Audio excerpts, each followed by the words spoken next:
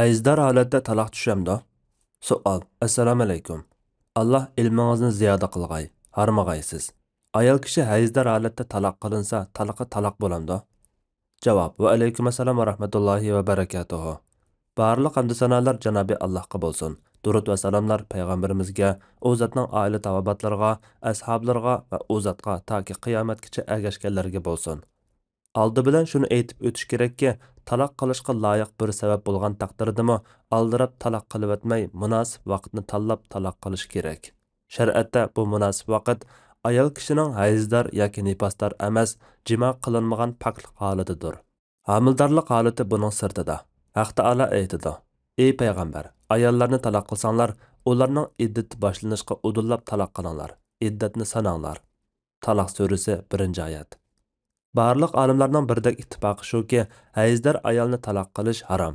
Undaq qilgan kishi taloq qilgandan keyin ayolini darhol amriga qaytarib olish kerak. Rasululloh sallallohu alayhi va sallam Hazrati Abdullah ibn Umar radhiyallohu anhumani ayolini qaytarib olishga buyurgan.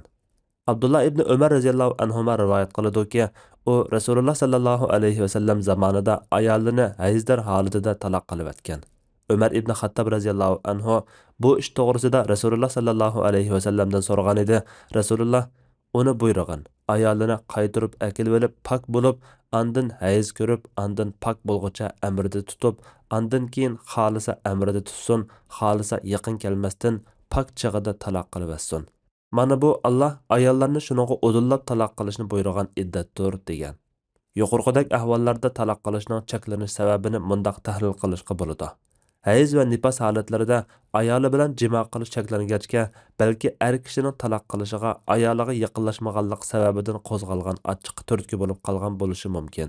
Shunga haqiqatan taloq qilmoqchi bo'lgan kishi ayolining hayzdan poklanishini kutish va poklangandan keyin uning yaqinlashmasdan taloq qilishga buyurilgan.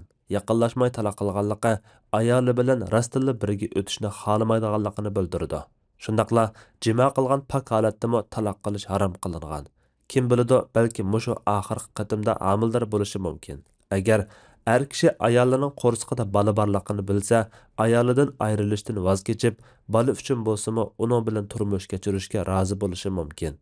Agar ayol hayzdan pok bo'lib, bu poklik holatida eri uning yaqinlashmagan bo'lsa yoki homildorligi aniq bo'lsa, taloq qilishning ikkalan o'ttirsidagi kuchlik nafratdan kelib chiqqanligi ma'lum bo'ladi-da, u chog'da taloq qilish qarori to'g'ri bo'lgan bo'ladi. Әмді ayoli hayzdor holatda qilingan taloq hisoblanamdi degan masalaga kelsak, asosan barliq olimlar hayzdor holatda taloq tushidi deb qaragan. Bu ijmoga yaqin bir ahvoldir. Buningdan faqat ahli sunnat jamoatidan zohiriylar bilan Imom Ibn Taymiya ayrilib chiqib olgan. Ahli sunnatdan boshqa yana xavorijlar bilan rafiziylar, ya'ni shialar shunday qaragan.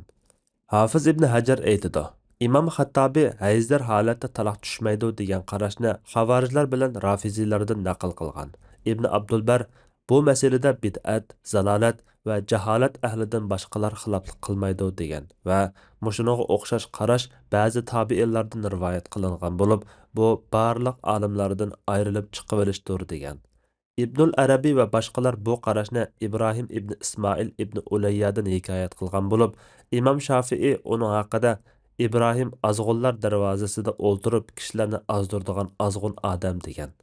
İmom Navaviy aytadi: Butun ummat homildor bo'lmagan hayzdor ayolni roziliqsiz taloq qilishning haromligiga, taloq qilgan bo'lsa gunohkor bo'lganligiga va taloqining tushadiganligiga, ayolini amriga qaytarib olishga buyurilganligiga mushu vaqtdagi Ibn Umar radhiyallohu anhumaning hadisiga asosan birdek ijmo qilgan. Ba'zi zohiriylar barliq olimlardan ayrilib chiqib olib, bu ijozat berilmagan taloq bo'lg'achqa, xuddi yat ayolni taloq qilsa tushmaganiga o'xshash tushmaydi deb turib olgan. To'g'risi, birinchi qarashdir. Boshqa barliq olimlar shu qarashni tutgan. Hayzdorga taloq tushmaydi degan qarashni zohiriylardan Imom Ibn Hazm al-Muhalla degan kitobida yoqilgan. İmam İbn Hazm ba'zi sahabi tabiinlardan ba'zi so'zlarni rivoyat qilish orqali bu masalada ijmo yo'q demoqchi bo'lgan bo'lsa-mu, mazkur sahabi tabiinlardan rivoyat qilingan qarashlar hayzdor holatda taloq qilingan bo'lsa, taloq hisob bo'ladiganligi. Ammo taloq qilingan ashu bir hayz iddat to'shqizishda sanalmaydiganligi, undan boshqa 3 hayz sanaladiganligi aniq ifodalangan. ulardan hayz holatida qilingan taloq hisob bo'lmaydi degan qarash rivoyat qilinmagan. Keyincha bu qarashni imom ibn Taymiya bilan shogirdi imom ibnul Qayyim ko'tarib chiqqan bo'lib, ayni zamondagi nurg'un olimlar bularga to'liq raddiya qaytargan. Demak, hozir oldimizda bir ijmo da'vosi bor.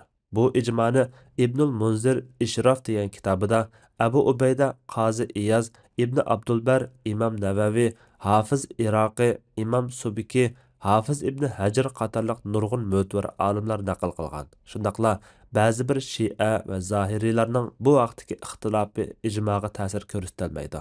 Chunki bular ijmo qilinib bo'lgan, keyin boshqacha qarashni ko'tarib chiqqan deb qaragan. Tekshirib aniqlash natijasida ya sahaba ya tabiinlardan hayzdar holatdagi taloq tushmaydi degan qarash kelmaganligi chiqadi.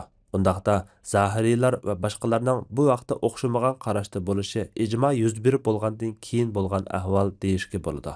Endi taloq tushmaydiganligining daliliga kelsak, bu masalada Ibn Umar radhiyallohu anhumaning ayolini taloq qilgandagi ahvolni bayon qilgan Sahihul Buxoriydagi hadis masalani tegidan hal qiladigan ehtimollik yo'q keskin dalildir. İmam Buxoriy rahmetullahi alayh sahihida hayzdar ayol taloq qilinsa, bu taloqning taloq hisoblanganligi degan bab ostida mundaq rivoyat qilgan. Anas ibn Sirin rivoyat qilib mundaq dedi: "Men Ibn Umar radhiyallohu anhumaning mundaq deganligini anglagan.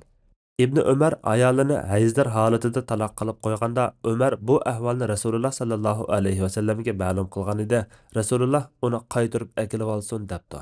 Anas ibn Sirin mundaq deydi: "Men bu bir taloq hisoblanamdi desam, Ibn Umar radhiyallohu anhuma hisoblanmay nim bo'lmoqchi edi" dedi. Bu hadisni yana Qatada Yunus ibn Jubayr orqali Ibn Umar radhiyallohu anhumadan rivoyat qilgan bo'lib, uning rivoyatida mundaq kelgan: Rasululloh sallallohu alayhi vasallam uni buyurgan, ayolini qaytirib akilib olsin degan. Yunus ibn Jubayr mundaq deydi: "Men bu bir taloq hisoblanamdi desam, Ibn Umar radhiyallohu anhuma aytqana, agar qaytirib akilolmay ahmoqlik qilgan bo'lsa, taloq hisoblanmay nima bo'lmoqchi edi" dedi. Yana bir rivoyatda Ayyub Said ibn Jubayrdan rivoyat qiladi-ki, Ibn Umar radhiyallohu anhuma ayolimni hayzdar holatida qilgan taloqim bir taloq hisoblandi degan. Muslimda kelgan bir rivoyatda Ibn Umar radhiyallohu anhuma shuning bilan men ayolimni amrimga qaytarib oldim. Uningga men qilgan bir taloq hisob bo'ldi degan. Hafiz ibn Hajar aytadi: Ibn Abi Zab Rasululloh sallallohu alayhi vasallamdan u bir taloq deb rivoyat qilgan bo'lib, bu talash tartish o'rnida ehtimollik yo'q aniq dalil bo'lg'achqa buni tutish vojib bo'ladi. Shayx Albani rahmatullohi alayh Ibn Umar radhiyallohu anhuma vaqaligida bir taloq tushganligi haqidagi rivoyatlar ustida tafsili to'xtalib, bularning sahihligini muayyanlashtirgandan keyin Imom Ibnul Qayyimga raddiya berib mundaq deydi: Bu rivoyatlarning hammasi Imom Ibnul Qayyim rahmatullohi alayh xabar topmagan rivoyatlar bo'lib, o'ylaymanki, agar uningdan xabar topgan bo'lsa, Ibn Vahb rivoyatiga qarata qilgan gumoni yo'qolgan bo'ladi. Hayzdar taloq qilinsa tushudi deydigan qarashni tutgan bo'ladi. Hafiz ibn Rajab aytadi: Imom Ahmaddan harom qilingan taloq tushmaydi. Chunki bu Allohning buyrug'iga xilof deganlar haqida so'ralganda, bu nachar, yomon so'z degan va Ibn Umar radhiyallohu anhumaning vaqaligini, uning ayolini hayzdar holatda qilgan taloqining hisob bo'lganligini tilga olgan. Yuqorqilardan hayzdar holatdagi taloq hisob bo'ladiganligi bu asosan o'z vaqtida ijmo qilingan masala ekanligi aniq chiqib turadi. Allah eng to'g'risini bilguchidir. Fatvoda Doktor Abdul Aziz rahmatullah.